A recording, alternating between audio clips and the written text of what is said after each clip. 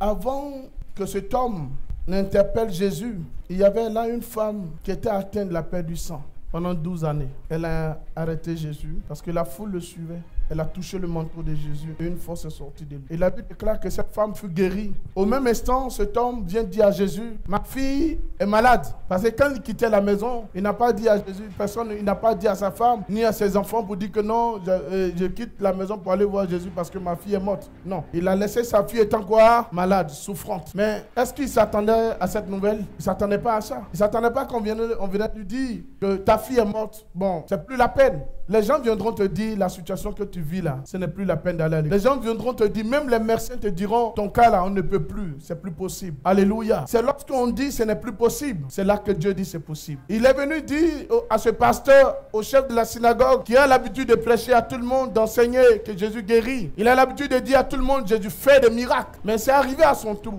Toi qui allais évangéliser, tu allais annoncer la parole de Dieu, tu allais proclamer les oracles. Et tu dis, oh mes frères, Jésus fait des miracles, Jésus dérive, Jésus guérit. Mais il arrive que la situation auquel tu dis aux gens, Jésus fait ceci, Jésus fait cela, cela t'arrive. Mais comment tu vas faire? Est-ce que tu vas te paniquer? Est-ce que tu vas te mettre à pleurer? Est-ce que tu vas te mettre à dire, mais est-ce que...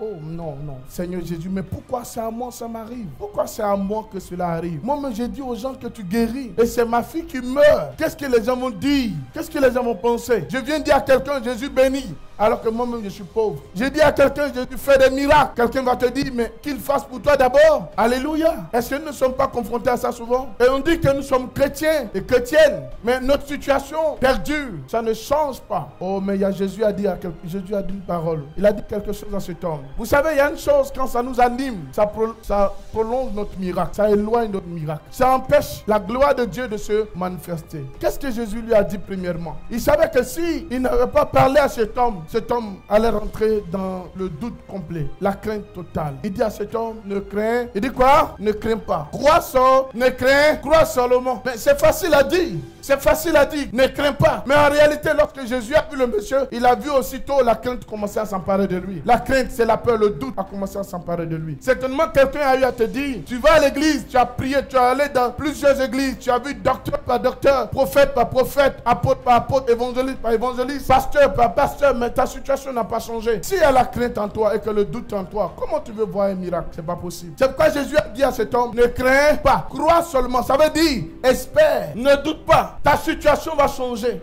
En fait, les gens doivent t'annoncer la négativité pour que Jésus soit glorifié. Dis amen avec moi. En fait, si tu veux un témoignage dans ta vie, si tu veux voir un miracle dans ta vie, s'il n'y a pas de difficulté, il ne peut pas avoir de miracle. S'il n'y a pas une situation qui est au-dessus des hommes, il ne peut pas avoir un miracle. Lorsqu'une situation est au-dessus des hommes, c'est là qu'on dit quoi? Miracle. Là où les hommes sont limités, là où les hommes ne peuvent plus, là où les hommes disent mais il n'y a plus d'espoir, on attend qu'il meure simplement. Oui, on peut te dire on attend qu'il meure.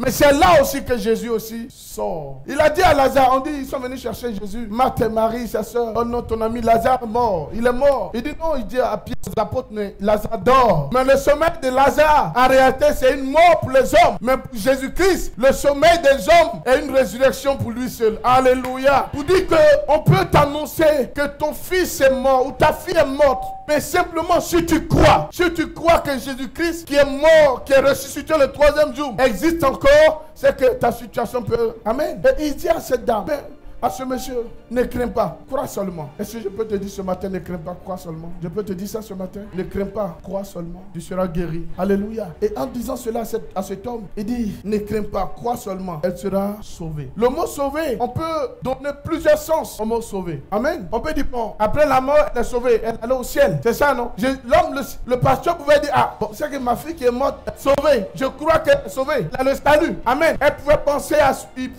cela. Mais l'objectif du monsieur n'était pas ça. C'était que sa fille revienne à la vie. Ils sont venus lui dire, mais arrête d'importuner le maître, ne va plus chez le médecin. C'est déjà tard.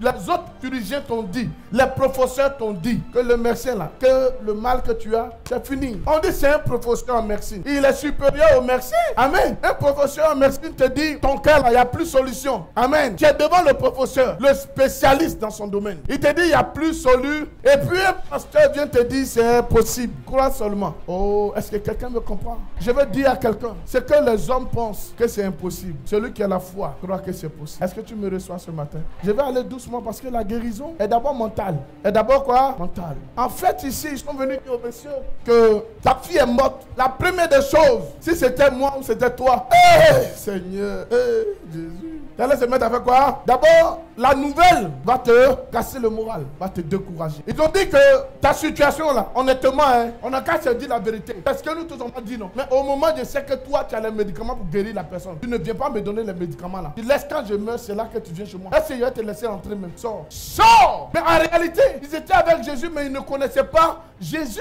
Tu vas à l'église, mais réellement tu ne connais pas qui est Jésus. Tu pries le Seigneur, mais tu ne sais pas de quoi il est capable. Laisse-moi vous dire la vérité. Parce que Jésus-Christ n'est pas le fétiche que tu as connu dans le passé. N'est pas le communion que tu as connu dans le passé. N'est pas le guérisseur que tu as connu dans le passé. N'est pas les médicaments que tu as connu dans le passé. Non, non. Il est au-delà de ça. Il est au-delà du fétichisme. Il est au-delà.